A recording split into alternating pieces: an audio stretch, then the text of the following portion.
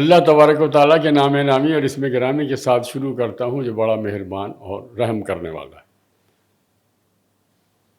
ناظرین محترم، پروگرام ہیرے جیسے لوگ کے ساتھ آپ کا میزبان رضوان صدیقی حاضر ہے۔ آپ ایک سارے لوگ جتنے لوگ مجھے سن رہے ہیں، ظاہر ہے وہ مختلف نوعیت کی تقاریب میں جاتے ہیں، نعت کی محفل ہو، قوالی ہو، سرکاری تقریب ہو، کتاب کی رونمائی ہو، کسی نوعیت کی بھی تقریب ہو، اس میں عموماً تو ہر نظامت کار تقریب کے آغاز میں پہلے کسی قاری کو تلاوت کلام پاک کے لیے مدعو کرتا ہے، اس کے بعد کسی نعت خواں کو دعوت دیتا ہے کہ وہ آقائے دو جہاں احمد مجتبیٰ محمد مصطفیٰ صلی اللہ علیہ وآلہ وسلم کی بارگاہ میں ہدیہ نعت پیش کرے۔ لیکن نعت خواں کو بلانے سے پہلے ایک مشہور شعر ہے جو میرے خیال سے کوئی 70-80% اینکر پرسن کہہ لیجئے یا نظامت کار کہہ لیجئے یا نقیب محفل کہہ لیجئے، وہ نعت خواں کو بلانے سے پہلے یہ شعر ضرور پڑھتے ہیں: خدا کا ذکر کرے ذکر مصطفیٰ نہ کرے، ہمارے منہ میں ہو ایسی زباں خدا نہ کرے۔ یہ مشہور شعر ہے ادیب رائے پوری کا۔ آج میں گفتگو کر رہا ہوں اردو ادب کے ممتاز نعت خواں اور نعت خواں سے پہلے بہت ہی محترم اور مقبول نعت گو شاعر ادیب رائے پوری کے بارے میں، جو 1928 میں رائے پور میں پیدا ہوئے۔ فارسی کی تربیت انہوں نے گھر میں حاصل کی اور فارسی کے ان کے استاد مولانا عبد الرحمن الہ آبادی تھے، جبکہ اسکول کے ٹیچر ان کے شیو پرساد تھے۔ جب ملک تقسیم ہوا تو 13 اگست 1947 کو ادیب رائے پوری پاکستان یعنی پاکستان کے بعد کراچی تشریف لے آئے۔ یہاں ظاہر ابتدائی زندگی میں بھاگ دوڑ کرتے رہے، مختلف جگہوں پہ انہوں نے کام بھی کیا۔ کراچی سے آ کر انہوں نے تعلیم بھی مکمل کی، کریسنٹ سوپ کمپنی سے پہلے وابستہ ہوئے، پھر انہوں نے ایک لانڈری کی دکان کھولی۔ ظاہر ہے ان کا کوئی تجربہ نہیں تھا کاروبار کا، تو اس میں انہیں کوئی زیادہ کامیابی نہیں ہوئی، ناتجربہ کاری کی وجہ سے انہیں نقصان اٹھانا پڑا۔ ان کے والد حکیم سید یعقوب علی بہت اچھے طبیب تھے، لیکن ان کا رجحان طب کی طرف گیا نہیں۔ نتیجے کے طور پر ادیب رائے پوری صاحب جو ہے وہ کسی بھی کوئی جگہ سنجیدگی سے انہوں نے کاروبار اور ملازمت نہیں کی، کیونکہ وہ بہت زیادہ نعت کی طرف راغب تھے۔ پھر چونکہ ان کی اولاد نہیں تھی اور ان کی ذمہ داریاں بھی زیادہ نہیں تھی، ان کے 3 بھائی اور تھے ماشاءاللہ، ان کے بچے ان کے بڑا خیال رکھتے تھے، تو ادیب رائے پوری نے کبھی اس کی طرف توجہ نہیں دی۔ لیکن وہ نعت سے ایسے جڑے کہ ان کا اوڑھنا بچھونا صرف سرکار دو عالم صلی اللہ علیہ وآلہ وسلم سے عشق تھا۔ بعد میں وہ عشق مدینہ منتقل ہوا، اس طرح سے کہ وہ پھر سرکار کے ذکر سے مدینہ وابستہ کرنے لگے۔ شروع میں وہ معمول کی شاعری کرتے تھے، لیکن بعد میں وہ نعت کی طرف آئے اور انہوں نے کمال کی نعتیں کہی ہیں۔ ان کی بڑی خدمات اس اعتبار سے ہیں کہ ایک طویل عرصے تک وہ قبر انجم کے ساتھ مل کر بغدادی مسجد میں جمعہ کی نماز کے بعد نوجوان نعت خواہوں کو مواقع دیا کرتے تھے، ان کی تربیت کیا کرتے تھے، اور انہوں نے بہت اس پر اپنا وقت صرف کیا۔ انہوں نے بے شمار شاگرد تیار کیے، اور یہ جو بعد کے نعت خواں، آج کی میں بات نہیں کر رہا، اب سے 20-25 سال پہلے جو نعت خواں ہمارے سامنے آتے ہیں، ان میں سے غالب اکثریت نے ادیب رائے پوری سے نعت پڑھنا سیکھا، بعض نے ان سے نعت کی شاعری میں اصلاح بھی لی۔ جیسا کہ میں نے پہلے عرض کیا کہ کراچی آنے کے بعد انہوں نے جامعہ کراچی سے ایم اے بھی کیا۔ 1968 میں باقاعدہ مکمل نعت کی طرف راغب ہونے کے بعد انہوں نے نعت اکیڈمی کا قیام عمل میں لائے۔ اس اکیڈمی کے ذریعے انہوں نے بہت کوشش کی نوجوانوں کو نعت کی طرف راغب کرنے کے لیے۔ اس دوران انہوں نے ایک رسالہ بھی نکالا، یہ غالباً نعت کے حوالے سے پہلا مکمل رسالہ تھا، نوائے نعت۔ یہ رسالہ بھی کوئی 7-8 ماہ جاری رہا، اس کے بعد زیادہ عرصے یہ نہیں چل سکا۔ ان کی بے شمار نعتیں ہیں، بہت مشہور نعتیں ہیں، جنہیں آپ میرے خیال ہے ہر محفل میں آپ سنتے ہیں۔ میں ان کی ایک نعت خود تحت اللفظ پڑھتا ہوں جو طویل بحر کی نعت ہے، اور کوشش کروں گا کہ یہ نعت کسی نعت خواں سے آپ کو سنواؤں۔ عشق کے رنگ میں رنگ جائیں جب افکار تو کھلتے ہیں غلاموں پہ وہ اسرار کے رہتے ہیں وہ توصیف و ثنائیں شگ ابرار میں غر لگتا گوہر بار۔ عشق کے رنگ میں رنگ جائیں جب افکار تو کھلتے ہیں غلاموں پہ وہ اسرار کے رہتے ہیں وہ توصیف و ثنائیں شگ ابرار میں غر لگتا گوہر بار۔ ورنہ وہ سید عالی نسبی، ہاں وہی امی لقبی، ہاشمی و مطلبی و عربی و مدنی، اور کہاں ہم سا گنہگار۔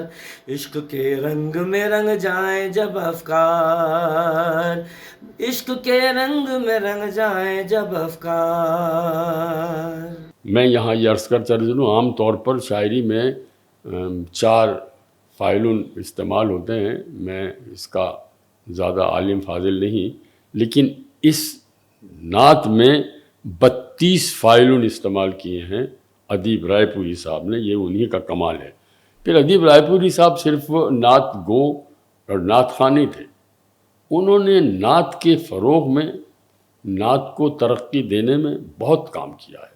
ان کے شعری مجموعے بھی آئے ہیں، ان کی بہت سی کتابیں ہیں جن میں غوث اعظم خاصی ضخیم کتاب ہے، نعتیہ شاعری اور تنقیدی اشارے، یعنی نعت کے حوالے سے تنقید کے موضوع پر انہوں نے یہ پہلی کتاب لکھی۔ پھر انہوں نے مشکات النعت، یہ انتخاب ہے اور کوئی 672 صفحات پر مشتمل ہے۔ مدارج النعت، یہ 1986 میں انہوں نے مرتب کی، جس کے 400 صفحات ہیں۔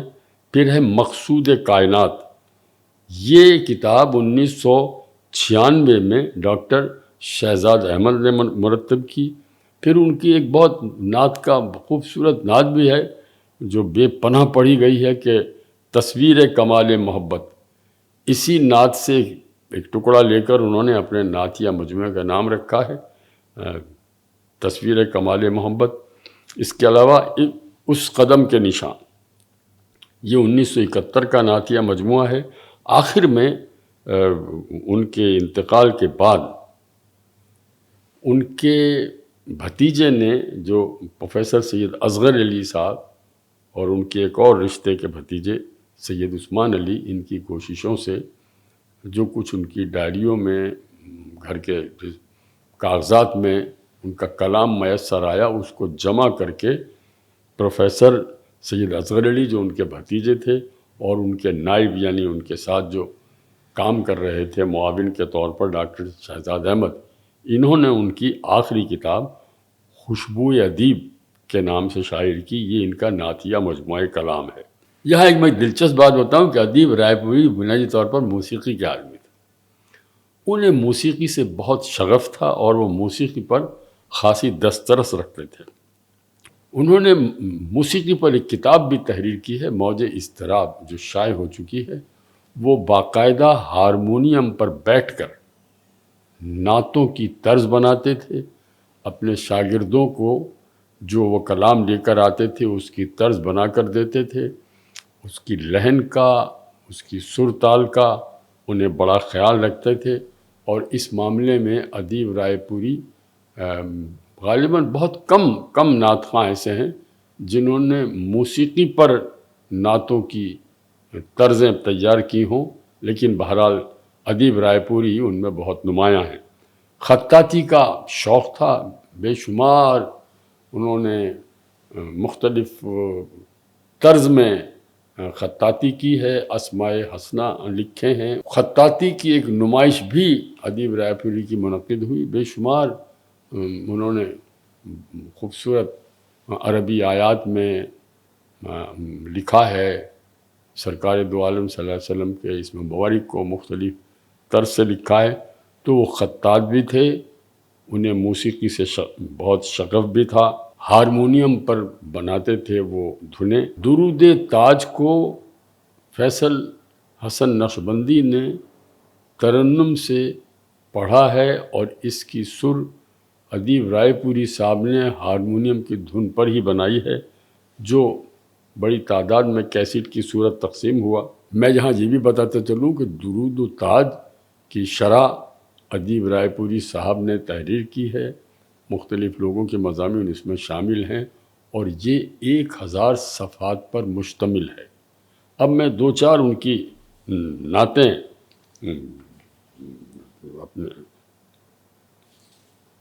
تحت اللفظ ان کی نعت کے 2-3 مصرے سنا دیتا ہوں کہ در رسول پر ایسا کبھی نہیں دیکھا، در رسول پر ایسا کبھی نہیں دیکھا، کوئی سوال کرے اور وہ عطا نہ کرے، مدینے جا کے نکلنا نہ شہر سے باہر، مدینے جا کے نکلنا نہ شہر سے باہر، خدا نہ خواستہ یہ زندگی وفا نہ کرے۔ ان کی ایک بہت ہی مشہور نعت اتنا پڑھا گیا ہے ہمارے گھر میں اب سے 50-55 سال پہلے، جب سعید صدیقی اور ندیم صدیقی اور بہت سے نوجوان نعت خواں تھے، یہ اسے اس قدر خوبصورت انداز میں پڑھتے تھے۔ پھر سعید ہاشمی نے، اللہ ان کی مغفرت فرمائے، انہوں نے بہت خوبصورت انداز سے ان کی نعت پڑھی ہے کہ یا محمد نور مجسم، یا حبیبی یا مولائی، تصویر کمال محبت تنویر جمال خدائی۔ کوشش کریں گے کہ اس نعت کو بھی ہم کسی آواز کے ذریعے آپ تک پہنچائیں۔ یا محمد نور مجسم، یا حبیبی یا مولائی، تصویر کمال محبت تنویر جمال خدائی، یا محمد نور مجسم، تیرا وصف بیاں ہو کس سے،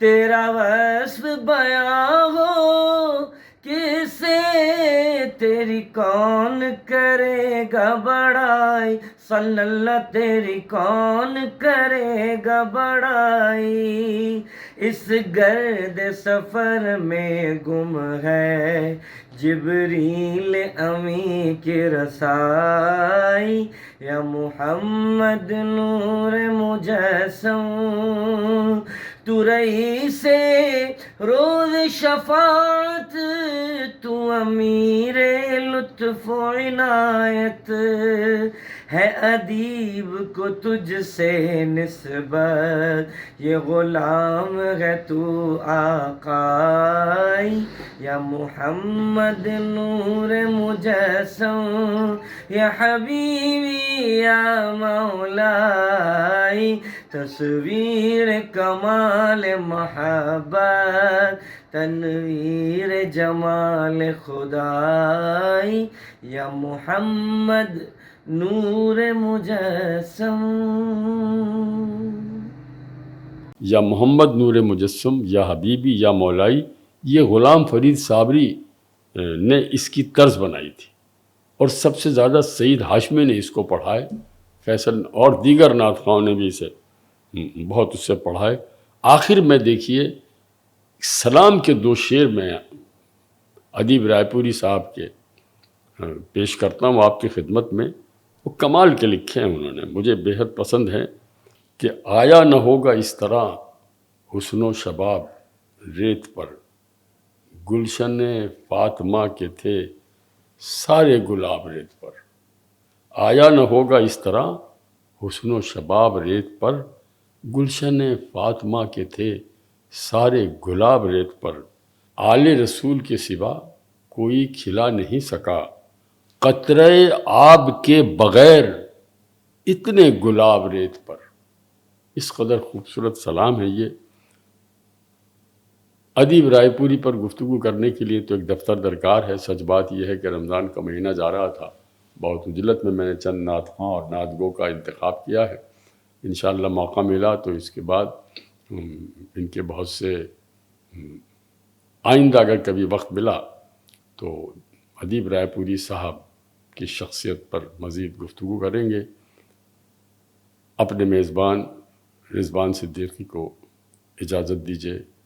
اللہ حافظ.